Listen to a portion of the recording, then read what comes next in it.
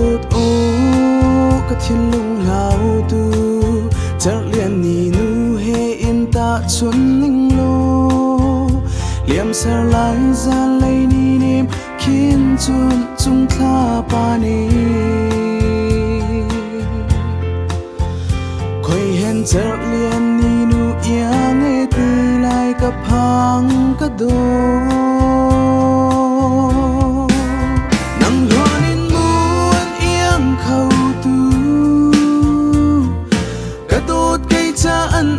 shim lâu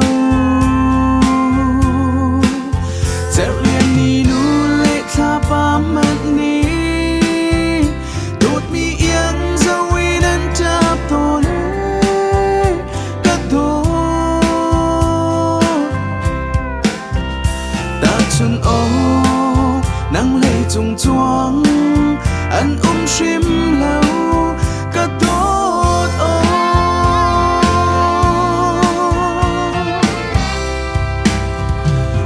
mi ô vang chial man le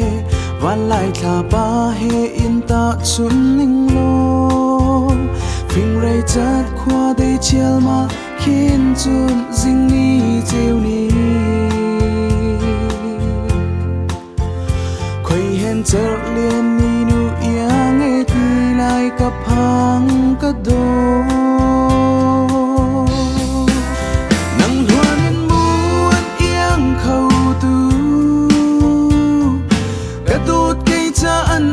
shim lâu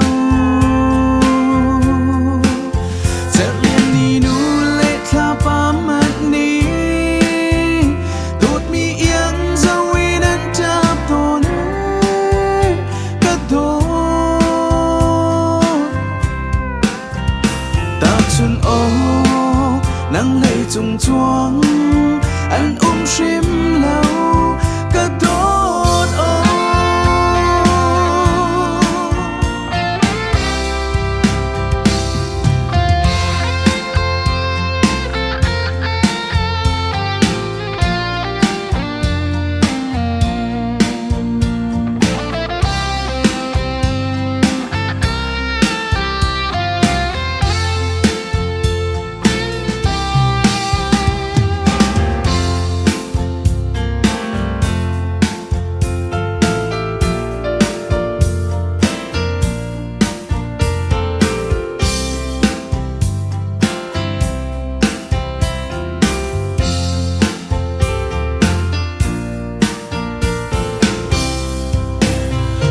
đột mi ô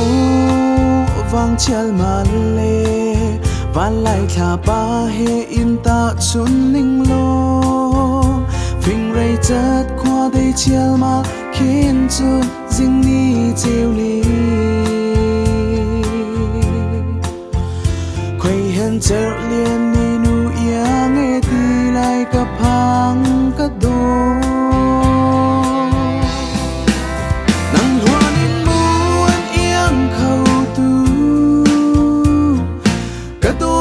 cha ăn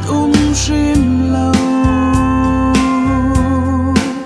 chợt liền ni nu lệ tha pa mất ni đột mi yên dấu ý đến chắp tôn